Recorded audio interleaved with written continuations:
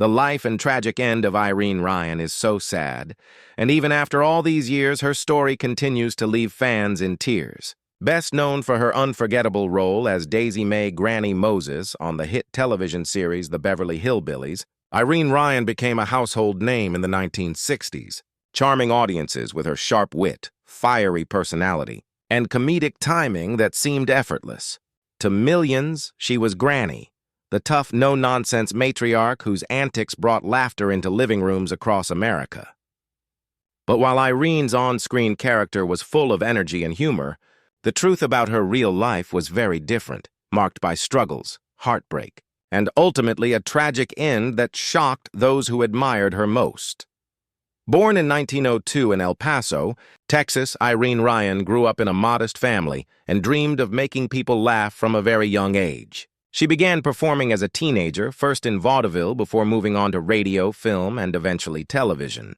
Despite her incredible talent, Irene spent decades in Hollywood working in smaller roles, often overlooked and typecast because of her looks and her comedic background. It wasn't until she was in her 60s that she finally found stardom with the Beverly Hillbillies. For Irene, landing the role of Granny was a dream come true. It gave her the recognition she had long been denied, and for a while it seemed like her perseverance had finally paid off. Yet, even at the height of her fame, Irene's personal life told a much sadder story. She endured heartbreak in her relationships, struggling through 2 marriages that ended in divorce. Behind the laughter she brought to millions, Irene faced the loneliness of not having children and the emptiness of a personal life that never matched her professional success.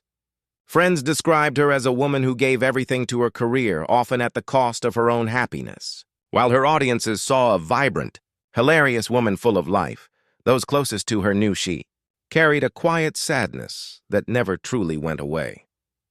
The tragedy of Irene Ryan's life reached its heartbreaking climax in 1973. While performing in the Broadway musical Pippin, she collapsed on stage, stunning the cast, crew, and audience. What seemed like a fainting spell was, in fact, something far more serious. Irene was diagnosed with a brain tumor and glioblastoma, an aggressive form of cancer that left her with little time. The woman who had made millions laugh for decades was suddenly facing a cruel and devastating illness. Only weeks after her diagnosis, Irene passed away at the age of 70. Her death left fans and colleagues in shock, unable to believe that someone so full of life and humor could be gone so suddenly. The saddest part of Irene Ryan's story is how quickly her light was extinguished after she finally achieved the recognition she had always dreamed of. She spent years struggling, working tirelessly for roles that rarely gave her the credit she deserved, only to find stardom late in life, and then to have it taken away almost instantly. Her tragic end feels even more painful because it robbed her of the chance to fully enjoy the success she worked so hard to achieve.